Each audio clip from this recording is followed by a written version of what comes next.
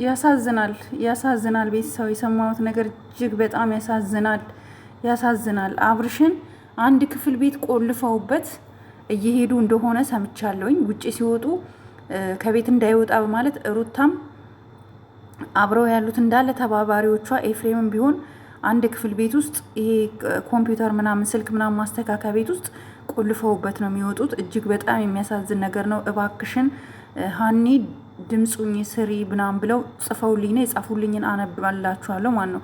ሰላም ጤና ይስጥልኝ፣ እንዴት ናችሁ የአብርሽ ቤተሰቦች? እኔ ከሩታም ከሄርሜላም አካባቢ ነኝ። ስለ አብርሽ ብዙ ነገር አውቃለሁኝ። ጎረቤታቸው አንድ አፓርታማ ተከራይ ነኝ።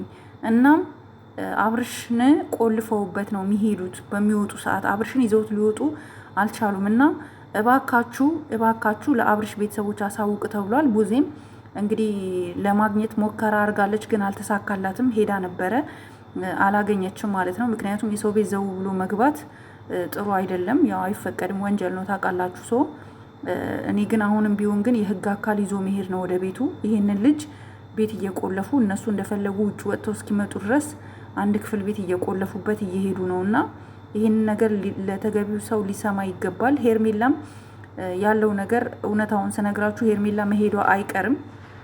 መኑኝ አብርሽ ጋር ትሄዳለች፣ 100% እርግጠኛ ነኝ። አብርሽ ጋር ትሄዳለች፣ ግን አብርሽ አያውቃትም፣ ሄርሜላን አያውቃትም፣ ማን እንደሆነች አያውቅም።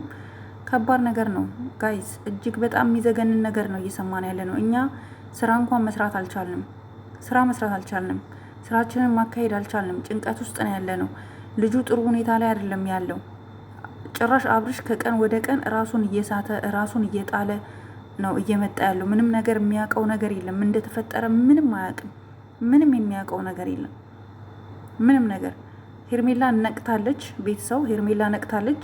እነ እህቷ እነ ማርቲ ምናምን እና አቤል ጋር የተለቀቀው ቪዲዮ አይታችኋል። ግን ሄርሜላ ኦልሬዲ ነቅታለች። እራሷን ታውቃለች። ምን ብለን እንንገራት ብለው ነው እየተጨነቁ ያሉት። ንገሯት፣ አብርሽ እንደዚህ እንደዚህ እንደዚህ ሆኗል እንድትደርስለት፣ ለአብርሽ እንድትደርስለት። ለምንድነው ግልጹን ማትነግሯት?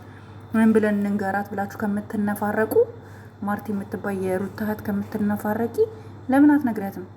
አብርሽ እንደዚህ እንደዚህ አይነት ነገር ደርሶበታል እና ነይ ብላችሁ ለምንድን ነው ሰብሰብ ብላችሁ የህግ አካላት ይዛችሁ የማትሄዱበት ምክንያት ምንድን ነው ችግሩ? አሁንም ቢሆን ፖሊስ ይዛችሁ ሂዱ። ፖሊስ ቤቱ ይፈትሽ፣ ያስቀመጡት መድኃኒት ይገኛል። በቃ ልንገራችሁ፣ መተታቸውን ምናቸውም ሁሉም ነገር ይገኛል ይገኛል። ስለዚህ ለምንድን ነው ፖሊስ ይዛችሁ ማትሄዱት? ገና ለገና ሄርሜላ ደህና ሁኔታ ላይ ነው አሁን ያለችው ጋይስ፣ ጥሩ ሁኔታ ላይ ነው ያለችው፣ ተሽሏታል። እኛ መረጃ ደርሶናል። ግን ስለ አብርሽ ግን ምንም የምታውቀው ነገር የለም። አብርሽ ምን እንደሆነ ምን እንደገጠመው ስለማታውቅ እውነቱን ነግራችኋት አብርሽ ጋር እንድትሄድ ለምን አታረጉ? እና ይሄን ነገር እንድታረጉ እንፈልጋለን።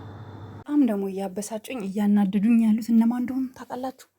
የሀገሩ ልጆች፣ የቡታጀራ ልጆች፣ ዩቱብ አብረውት የሚሰሩ ልጆች ዩቱብ ከፍቶ ሰጥቷቸው፣ ዛሬ ግን እሱ እንዲህ ሲሆን ሲጎሳቆል፣ ማንም ሲጫወትበት፣ ማንም እንደፈለገ ቲሸርቱን 4 ቀን 5 ቀን እንኳን ሳይቀይር ቪዲዮ እየሰራ እያዩት እንኳን እስኪ እንሂድ እኛ እኮ ወንድ ነን እንኳን ብለው አልሄዱለትም። እና አያችሁ፣ ሰው ማመን ቀብሮ ነው፣ ሰውን ማመን ቀብሮ ነው። እና ቤተሰው እኛ አሁን መሆን ያለበት ምንድን ነው? አንደኛ እስኪ አካባቢያችሁ ላይ የምታውቁት ፖሊስ ምናምን ቤተሰብ ያላችሁ ሰዎች እስኪ ሪፖርት አድርጉን፣ ከኛ ጋር ኮንታክት አድርጉ። የሚያስፈልገውን ወጪ ሁሉ እኛ እንሸፍናለን። ይሄ ልጅ ቤተሰቦቹ እንኳን ባያወጡት እኛ እናውጣው። እስኪ ካለበት እስር ቤት ካለበት ቦታ እኛ እናውጣው። ሄርሜላ ኦልሬዲ አሁን ነቅታለች። ደህና ናት ጋይስ፣ እኔ ያረጋግጫለሁ 100%። በጣም እጅግ በጣም ደህና ናት። ግን አብርሽ ጋር ስትሄድ አብርሽ አላቅሽም ነው የሚላት። ይሄ ነው፣ አያውቃትም ሲጀምር፣ በቃ ረስቷል። አሁን ከትላንትና የባሰ ሁኔታ ላይ ነው ያለውና እስኪ እባካችሁ ሁላችንም በመተዛዘን በመተሳሰብ እስኪ ይሄ ልጅ ካለበት ነገር ላይ እናውጣው። እስኪ ቀላል ነው ለእኛ በጣም ቀላል ነው ካሰብንበት። እባካችሁ ፕሊዝ ይህንን የምትሰሙ ሁሉ ይህ ነገር ላይ እስኪ ፎከስ አድርጋችሁ ኮንታክት አድርጋችሁ ነገሮች እንዲስተካከሉ ከጎናችን እንድትሆኑ እንፈልጋለን። ቤተሰቦች ባካችሁ፣ ተሰቃየን እኮ ስራ እንኳን እኔ አሁን ስራ መስራት አልቻልኩም ጋይስ። በቃ ኢጃዛ ወጥቻለሁ። አሁን ኢጃዛ ቤት ነው ያለሁት። መስራት አልቻልኩም። እንዴት ልስራ? ራሴ ታመምኩኝ። መዳም ስጠራኝ አልሰማ፣ በቃ የምታዘዘው አልሰማ። በትክክል ካልሰራችሁ ታውቃላችሁ፣ አረቦች አይፈልጓችሁም። እና እኔ ታምም ያለሁ ብቻ እሱ ደህና ይሁን። የኔ ስራ ችግር የለውም፣ እኔ አያሳስበኝም።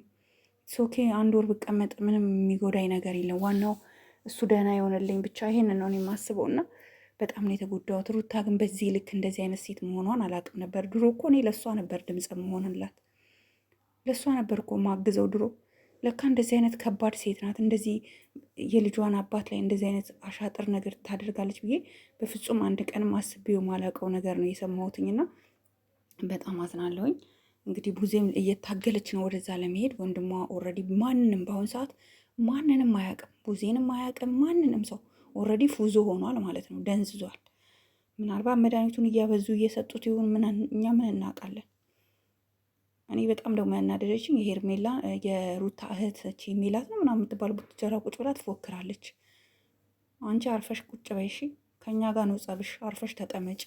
ሜላት የምትባይ ዝም ብለሽ አቀባጥሪ ያላየሽውን ነገር።